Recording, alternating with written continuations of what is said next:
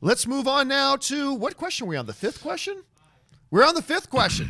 So the fifth question today comes to us from our friend Christian Hanna, who writes, the Academy has released their shortlist of the 10 films that have advanced to the Best Visual Effects Bake-Off for who'll get nominated.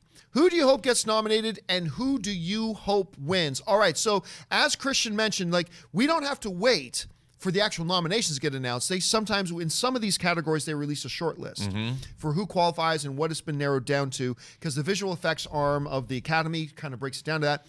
They have released the names of the 10 films that are now in the running for those, I believe, 5 nomination spots at the Academy Awards. Here's the 10 films that it's come down to. It's come down to Ant-Man and the Wasp, Avengers Infinity War, Welcome to Marwen, Black Panther, Christopher Robin, which I wouldn't have thought about, but as soon as I saw that, I'm like, of course I got nominated for Best Visual Effects. We got First Man, Jurassic World: The Fallen Kingdom, Mary Poppins, Ready Player One, which I loved, and Han Solo or Solo, A Star Wars Story. These are the 10 nominees for Best Visual Effects. Now remember, this is not Best Movie, it's Best Visual Effects. We've seen some not so great movies when Best Visual, because they had the Best Visual Effects. That's what this is about. Robert, you look at this list of 10. What are some of the ones that you would just immediately strike off the list? Well, to my mind, visual effects, we want to see things that are groundbreaking. Yes. That we haven't seen before. So I look at this and look, the Visual Effects Society knows if we have seen them before, if they're well done, they'll get nominated. Yeah. So I would, off this list right away, I would strike Ant-Man and the Wasp. I would strike Avengers Infinity War. I would strike Black Panther. I would probably strike Fallen Kingdom as well.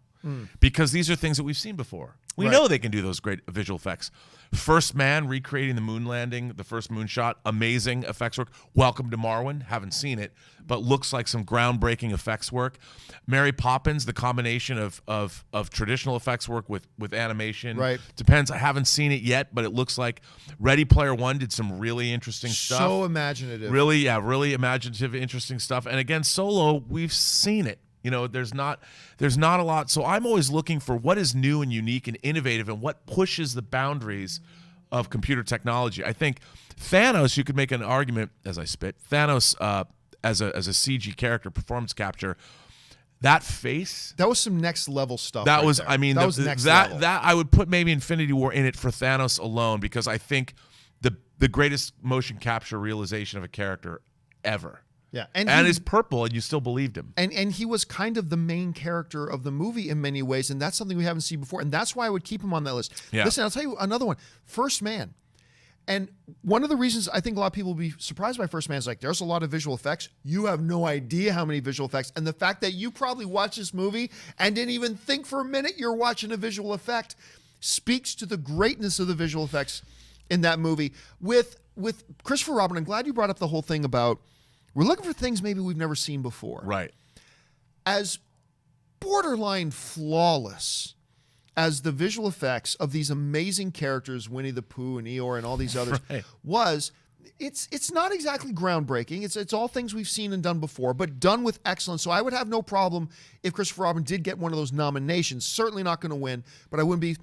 I'll tell you what, though. Ready Player One is a movie to me that... Did all the CGI look photorealistic? No, but in that context, it wasn't supposed to look photorealistic. Right. It created this imaginative world visually. And what Spielberg and his team managed to do, that sucked me right into it and made me believe I was dwelling in that CGI fest that they were doing. I think that's got to be up there as well. I agree. A lot of stuff in Solo was very, very good, but not a lot of stuff we haven't seen before. Ant-Man and the Wasp, some very, very good. Everything in here's got some good points, but the ones I'm looking at would be Infinity War for the reasons that you mentioned so accurately. I'd be looking at a Christopher Robin just because I just so believe it from start to finish. I'd be looking at a First Man. I'd be looking at a Ready Player One, and then there's one open spot there for me to get in there. Interesting note. Marwen looks really cool. Marwen looks like it could be incredibly immersive. Interesting fact here. I believe, correct me if I'm wrong, I believe only one comic book movie I think has ever won Best Visual Effects.